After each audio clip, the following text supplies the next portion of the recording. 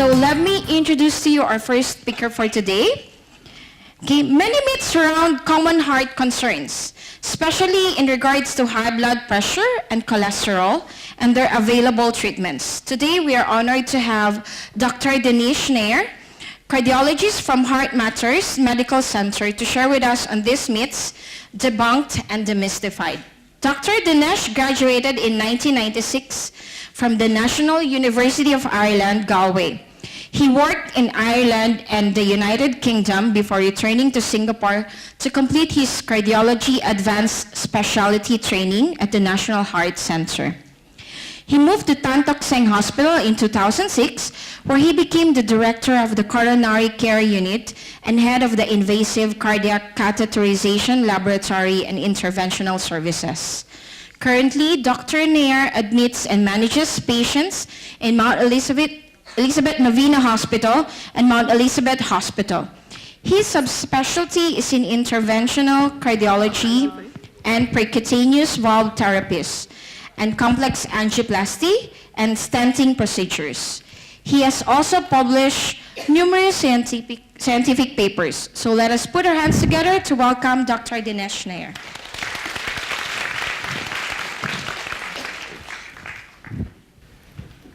Okay, thank you for the kind introduction. I'm actually here among good friends. I was going to say old friends. They're not old, they're young.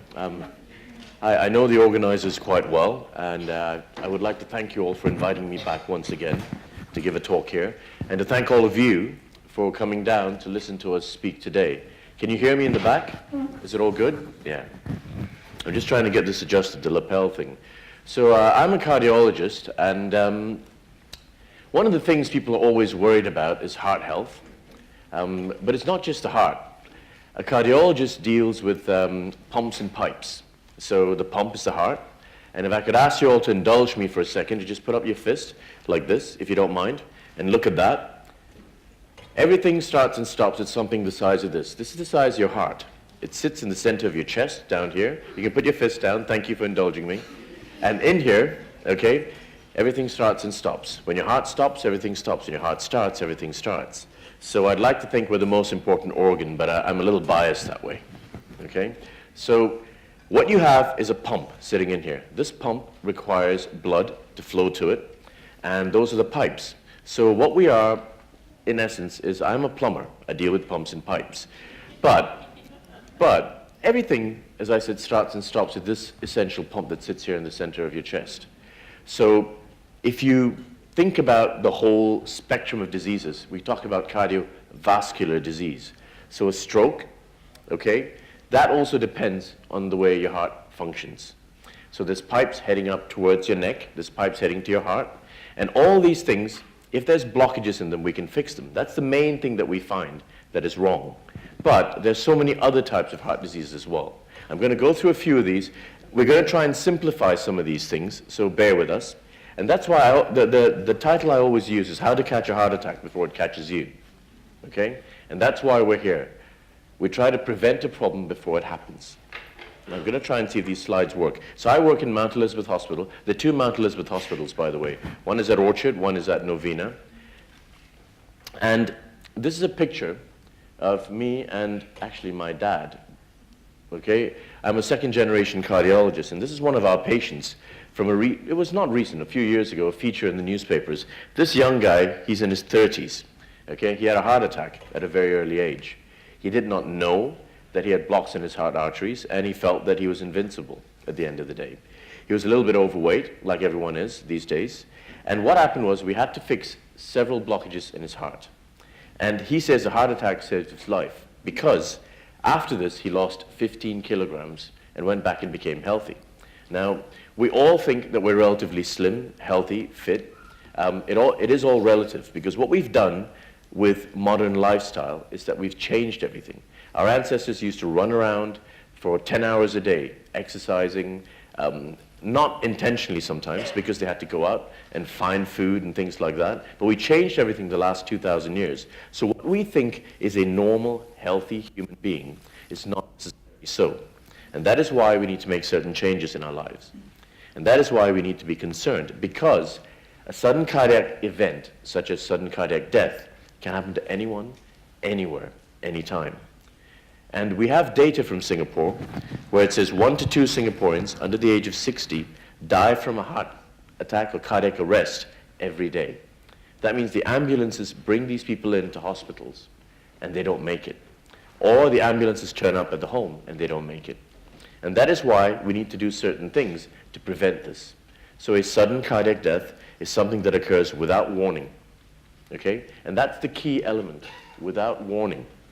Because most of the time, when you get your first event, heart event, stroke, whatever you want to call it, it often occurs without warning.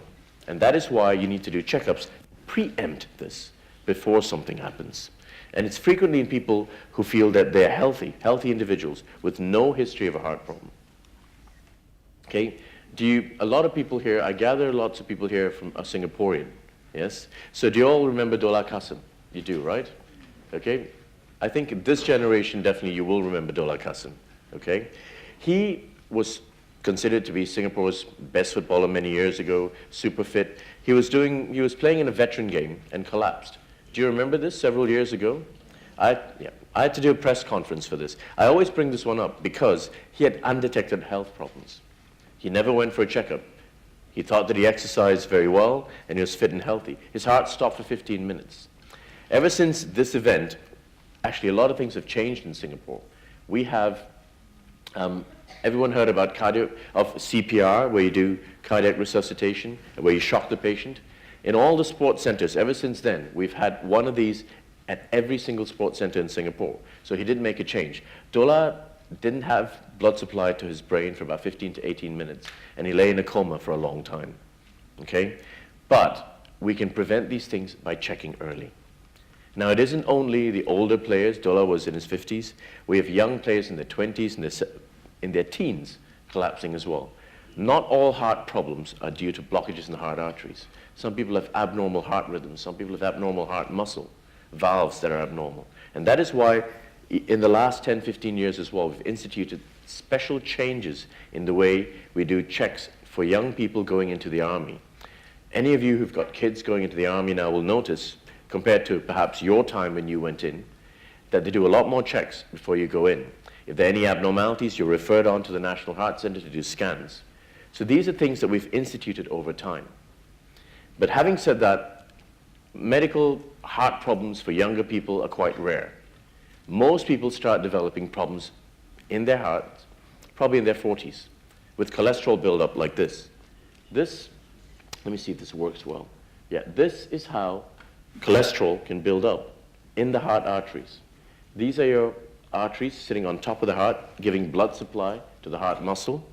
The blood supply carries oxygen, okay? So if you got a block somewhere here, what you'd have is lack of oxygen to the heart muscle because of lack of blood supply.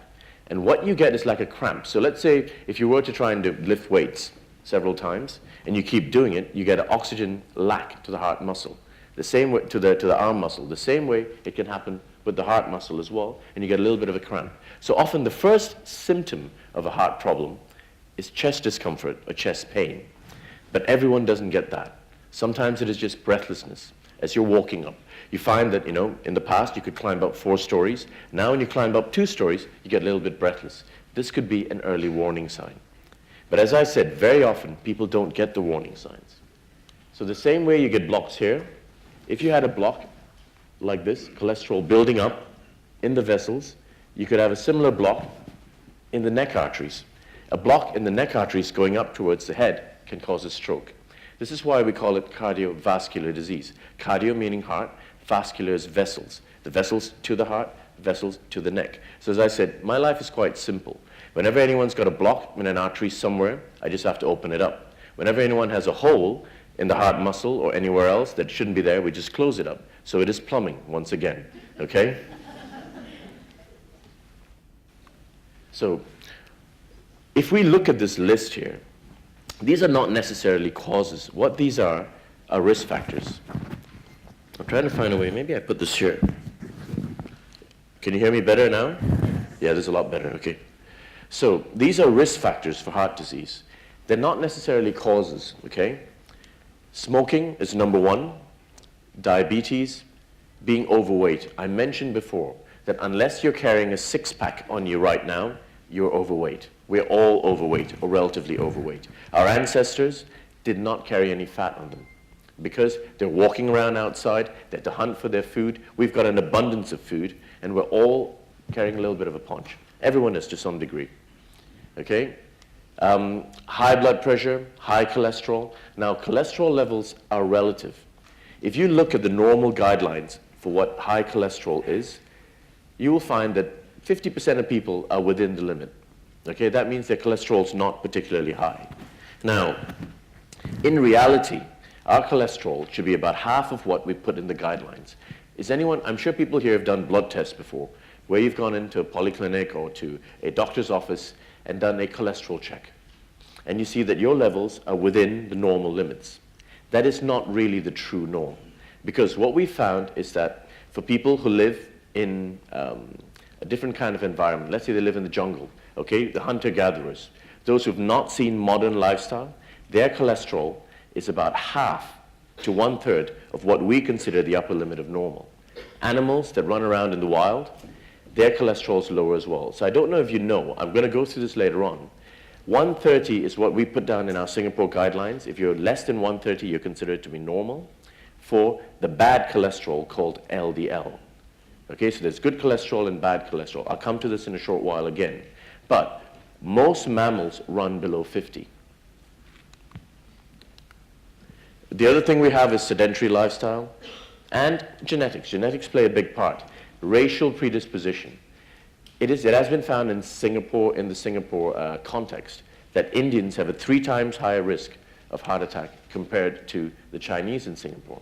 And that is because of several thousand years of, well, overly rich food, among other things.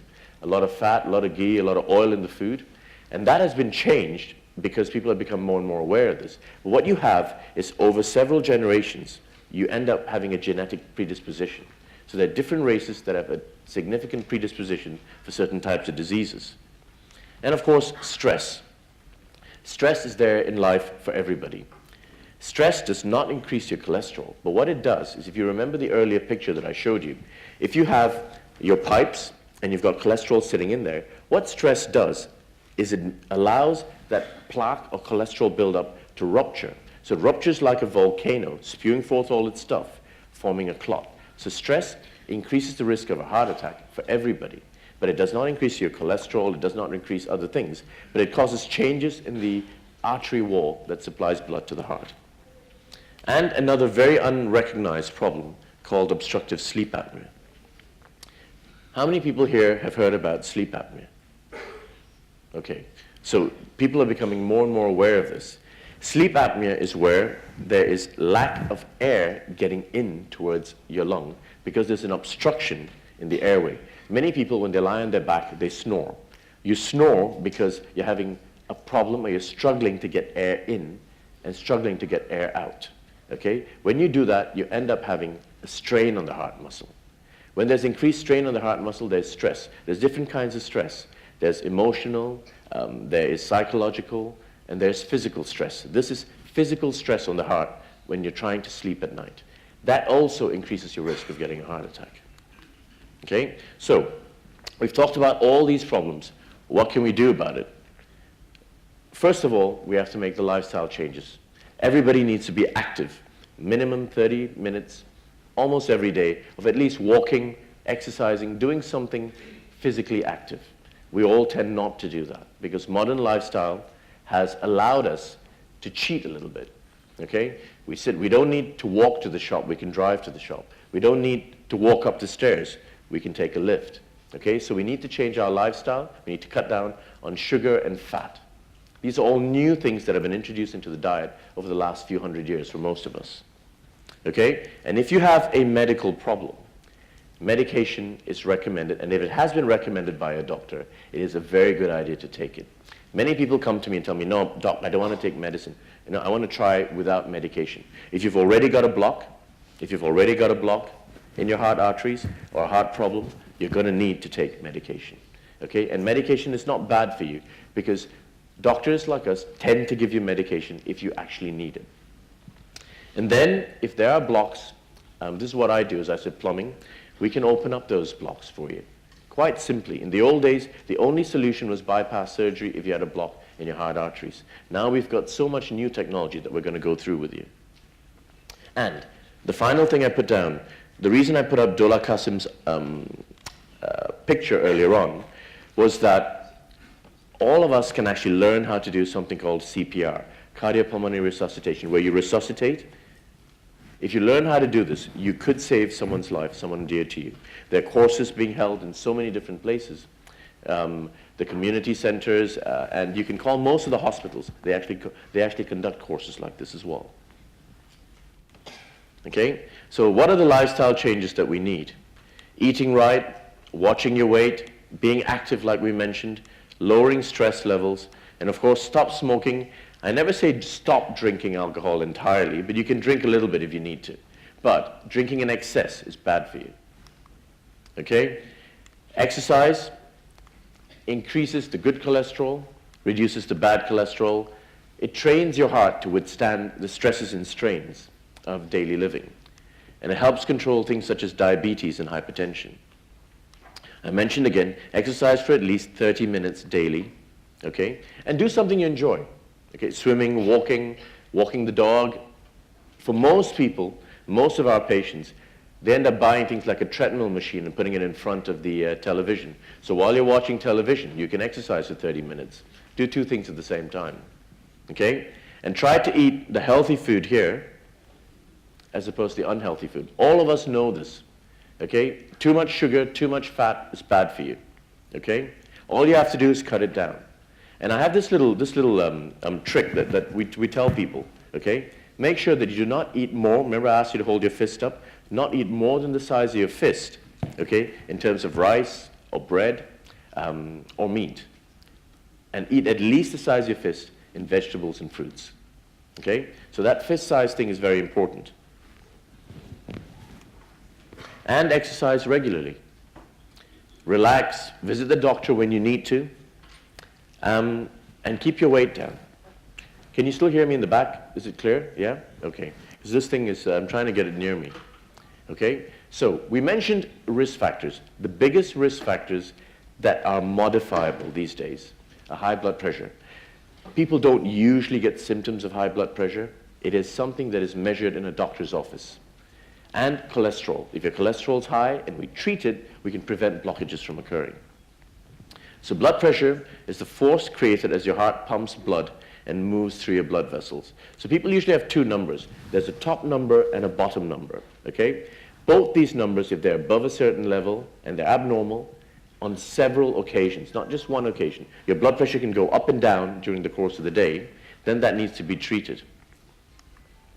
A normal blood pressure is something in this range, 110 to 130 over 60 to 80, and by definition, high blood pressure is when you have blood pressure of 140 over 90. So the first value that you have is the, excuse me, is the systolic blood pressure. The second value is the diastolic blood pressure. So if either one of these is above the limit, then you know that you've got high blood pressure if you've measured it on several occasions in a doctor's office and found to be high. The higher the blood pressure, the higher the chance of getting a stroke or a heart attack or so many other things as well, okay? But we must remember that your blood pressure measurements vary during the course of the day. So what many people don't realize is when they exercise, your blood pressure can go up 20, 30, 40 millimeters of mercury. That is the measurement here. When we do treadmill stress tests, people's blood pressure go up to about 200 for the top reading, and that is considered acceptable. That's why the blood pressure reading that you take should be one when you're rested for at least 15 minutes. For someone to have high blood pressure on an exercise like a treadmill stress test, it needs to be above 220 for the top reading, okay? So a normal resting blood pressure above this on several occasions is high blood pressure, and then you need to treat it. Okay, we'll slip past this, okay? I also mentioned cholesterol. These are the two biggest modifiable risk factors that we have. High blood pressure, cholesterol. We know that there is good cholesterol and bad cholesterol. Okay? LDL is bad cholesterol, triglycerides, bad cholesterol, HDL, good cholesterol. Okay? You've heard this over and over again in the newspapers, when you go and see a doctor, and generally we try and keep whatever is bad as low as possible and whatever is good as high as possible. And that's why we need to balance this. Okay? We get bad cholesterol forming clots and forming blockages in the heart arteries. Okay, I showed you that in the previous picture as well. And that's why all these foods that are high in sugar, high in fat, they all get converted into bad stuff in the body. So you just cut down the sugar, cut down the fat, and normally everything sorts itself out. Okay? I'd mentioned a few numbers earlier on. I thought I'd mention it earlier so you have an idea in your head. If you go and do a blood test in your doctor's office, they always tell you your total cholesterol should be less than 200 or 5.2 on another scale. You might remember some of these from reports that you see. I would gather most people here, I'd say more than 50% of people here have had their cholesterol checked at some point. Yeah, I see a lot of people nodding their heads. Okay? Now, under Singapore guidelines, it says that you're relatively okay if your LDL is less than 130 on this particular scale or less than 3.4 on this scale. Now, I told you that that is not entirely true. This is the normal value for an unhealthy human population. If you have your cholesterol checked when you're a kid, children tend to have LDLs less than 50. Animals tend to have LDLs less than 50. And this is actually the true norm. Okay? Can anyone guess, okay? Has anyone ever thought about this? What do you think the normal value of LDL or bad cholesterol is for an orangutan? Orangutan like Ameng in the zoo. They look very unhealthy, right? They look like they're slouching about, doing absolutely nothing all the time. But orangutans in the wild have LDLs less than 25 or 30. Right? They're our closest relative genetically, supposedly anyway. Okay? So that is the true norm. Okay? So what we need to do is modify these risk factors. Okay, I'm going to skip past this and basically go into this where we have this is a normal healthy plate. More vegetables, less starch and protein. A little bit of milk, a little bit of fruit. This is what we should be eating. Okay? I'm going to skip past as well. So, all this is what you need to do to prevent a problem. Okay? But how do you detect one? You go and have proper cardiac screening. Certain tests, such as an ECG, or an echo, or a treadmill stress test, these are things that all of you have heard about at some point. Okay? An ECG is a basic test to look at your heart rhythm with a bunch of electrodes put on your chest, okay, to monitor it. A treadmill is an ECG when you're walking and exercising, and then we can assess if there are changes. These changes could indicate a block, and that's why we do screening tests such as this. Okay, I'll skip past this, okay? And what we have now, and we're lucky enough to be living in a modern age where we have good technology. We have CT scans and lots of other scanning machines that can detect a blockage and therefore allow us to fix it before a problem arises. This is a 50-year-old guy, okay? He looks very fit. You can see muscles and everything else. Marathon runner. He went for a routine screening test and found a big block in his heart arteries. He's actually a male nurse, and they were just trying out a new machine. And this came out in Time magazine about 10 years ago.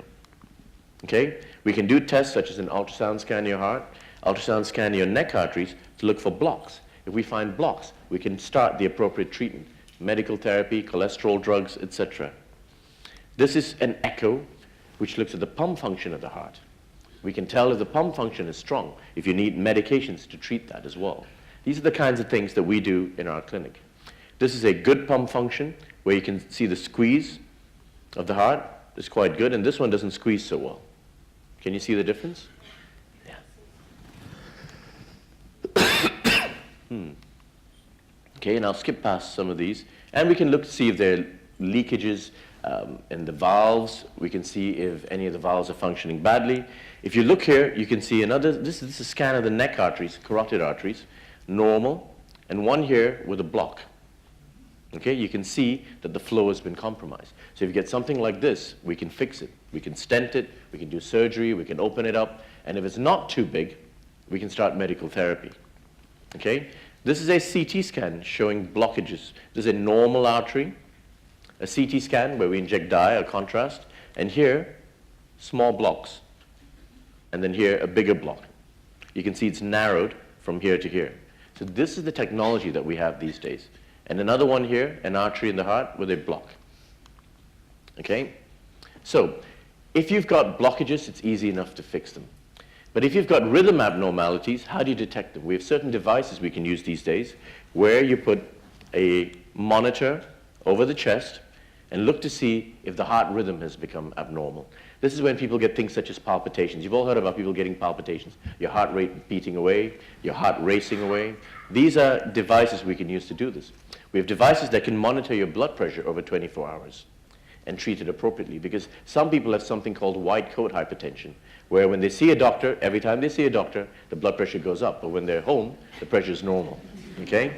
That's common enough, okay? The first time everyone comes to meet me, the pressure goes up a little bit. We also have other types of technology where we can scan and look to see if the heart muscle has got compromise of blood flow to it. These are all very interesting pictures. You can see this is the heart, and this is actually a radioisotope that has been injected into the blood vessels, and it sits in the heart. We can see which part of the heart muscle doesn't have sufficient blood flow. Okay, and if for some reason you have blockages, this is us during a course that we conduct in Singapore every January, we can actually fix blockages. A coronary angiogram is where we pass a catheter, inject dye, and we look for blocks in the heart arteries. This is a catheter injecting dye into these arteries here, and then trying to fix.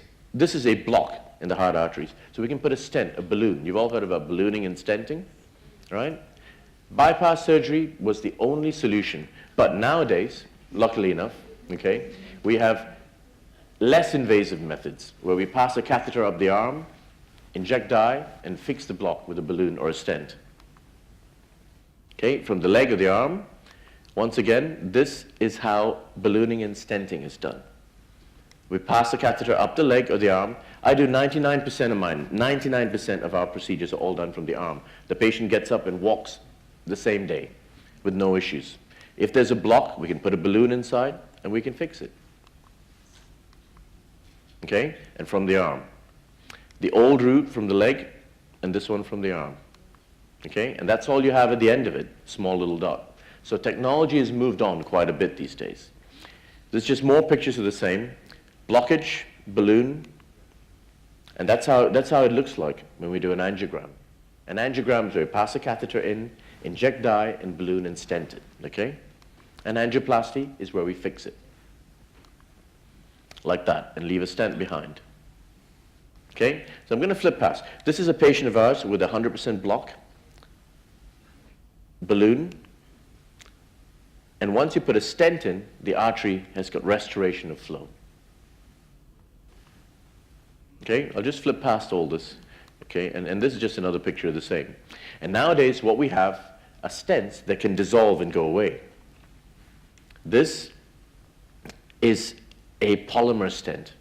Everyone's heard of metal stents being put in. In the last 5 years, we've been putting in stents that can dissolve and go away. In certain patients, for certain types of blockages, the stents that we put in can actually dissolve and go away, and the artery heals as per normal. Okay? And this is our patient, the first patient that we did. This is a CT scan with a stent inside, and this one is the absorbable stent with just markers sitting in there, and these are the arteries. Okay? So I'll flip past this again. And now, if for some reason you've got multiple blocks everywhere and there's no possibility of ballooning and stenting it, then we think about things such as bypass surgery, open heart surgery. But we're living in an age where we hardly ever have to do this anymore. Okay? Because this is the quicker way of sorting things out for most people. Okay? So, to wrap things up, once again, heart disease, okay? If you're this guy, and if he had gone and done checks early on, he could have prevented his heart attack. And that's what we're trying to tell everyone. okay? Make sure you see your doctor, make sure you get your checks done. And if you have blocks, and if you have problems, it is not the end of the world, okay? This guy is almost 80 years old, I believe, and he's completed 7 half marathons after having ballooning and stenting. I'm not saying you should go and run a marathon after you've had balloons and stents, okay? But I'm telling you that people can go back to a normal life, all right? And treat the causes and make sure that if you've got any of these risk factors, we sort things out as early as possible, okay? So remember all this, early checks, medication, fix things if you need to, learn CPR, it's always a good thing to do. And if you want to listen to any more talks that we've done, if you just Google under YouTube, there are a few other talks that I've done on other heart issues, if you want to have a listen at some point. Yeah, thank you.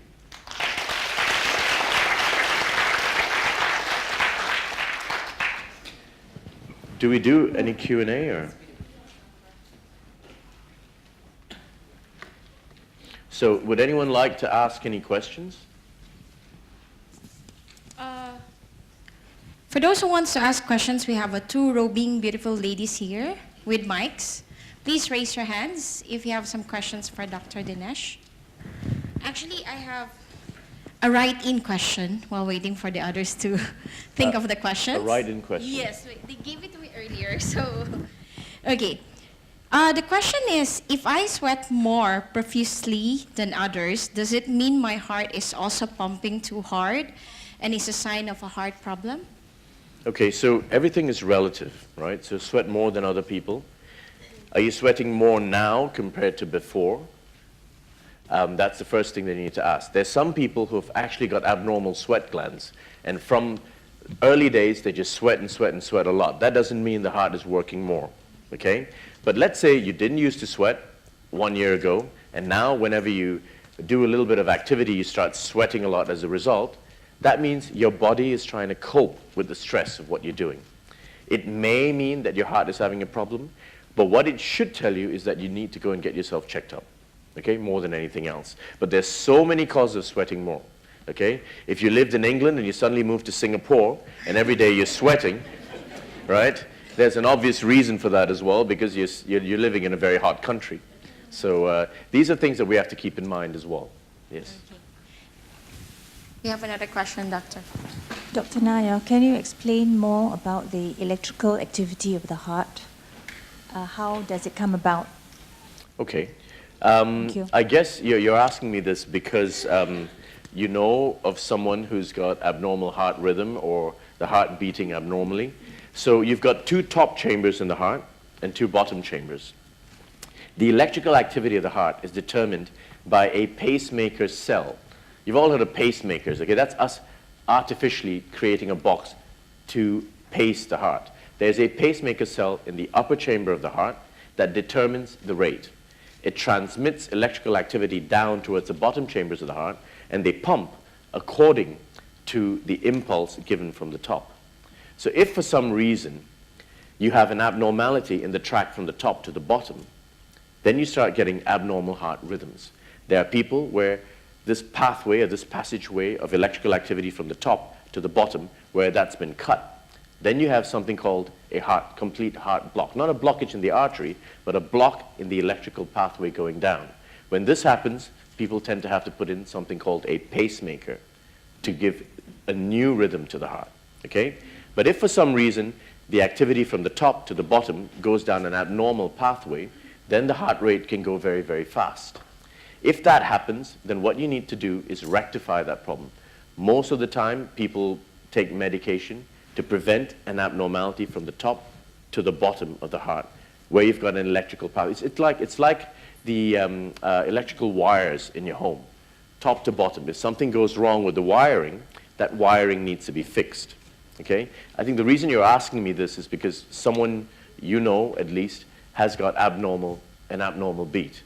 Actually, I meant was for a normal person, just like us, how does this electrical activity comes about? How does the electrical activity come about? It just happens in the body. Wow, okay. I could be sitting here for about half an hour trying to explain that one.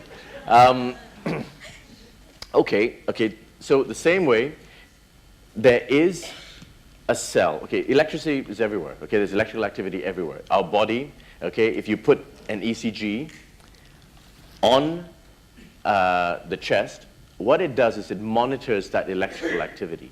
So there's an innate electrical activity in everything, okay? So the heart has its own electrical pacemaker cell. It gives out this electricity, and it runs down like a wiring. So we're actually built that way. Why do we have electricity in the heart? God only knows, okay? But this electrical activity is what determines your life, because that impulse sends stuff down the wire, okay, down the wire from the top to the bottom, and stimulates the heart to beat. It's the same thing. Even in your muscles, you've actually got electrical activity going down your muscle and causing the muscle to contract. This innate electrical activity is what is called life, I guess. Yeah. Can we have one more question? Okay. Sorry. Recent researchers have found out that high cholesterol is not related to heart attacks. Okay, this is a very good question. Okay, thank you for asking this. It's not true. It's in the internet, but it's not in any scientific journal, and it's on the WhatsApp messages that everybody receives, probably about once a month, and the email messages that everyone receives. High cholesterol is related to blocks. And recently, you'd have found in the newspapers, recently in the Straits Times and on the BBC, there's been new publications stating that cholesterol-lowering drugs do much more good than harm, and that all the stuff you hear on the internet is hype. The people that they quote as experts on this, none of us have ever even heard about them. Okay, and that's the problem with internet medicine, you know?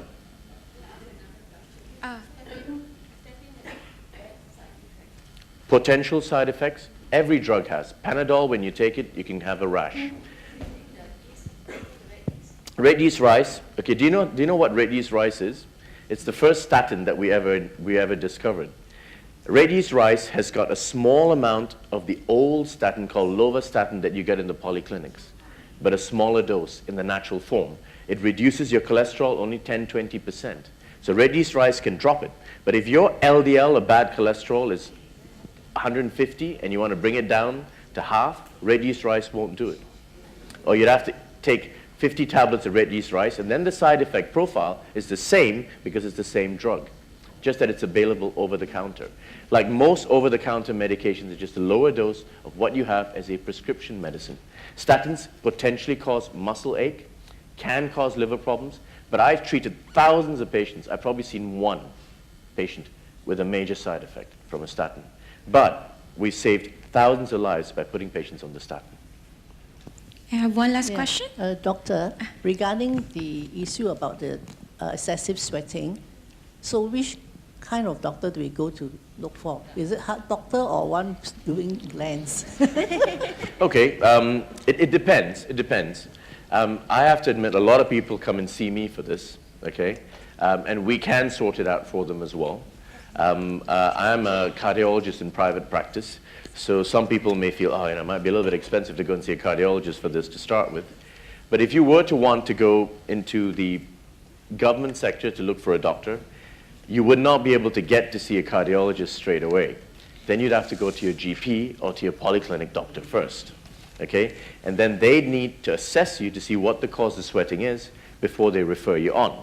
But having said that, I see a lot of people in my clinic for this. We assess them, and I have to admit, 70 to 80% of the time, it turns out not to be a heart problem, but at least I can reassure them that it's not a heart problem after we've done whatever checks we need to do. Okay. Depending on the cause of the sweating, but most of the time, a general practitioner or a cardiologist can sort it out for you, either one. Okay? Doctor, can we have one more question? Sure. Okay.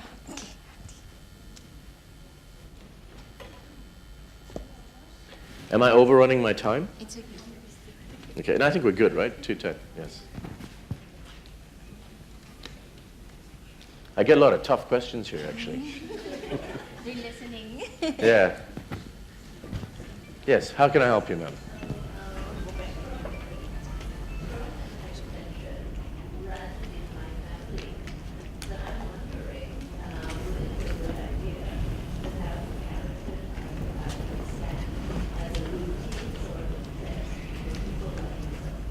Okay, so everything depends on how much you want to check, first of all.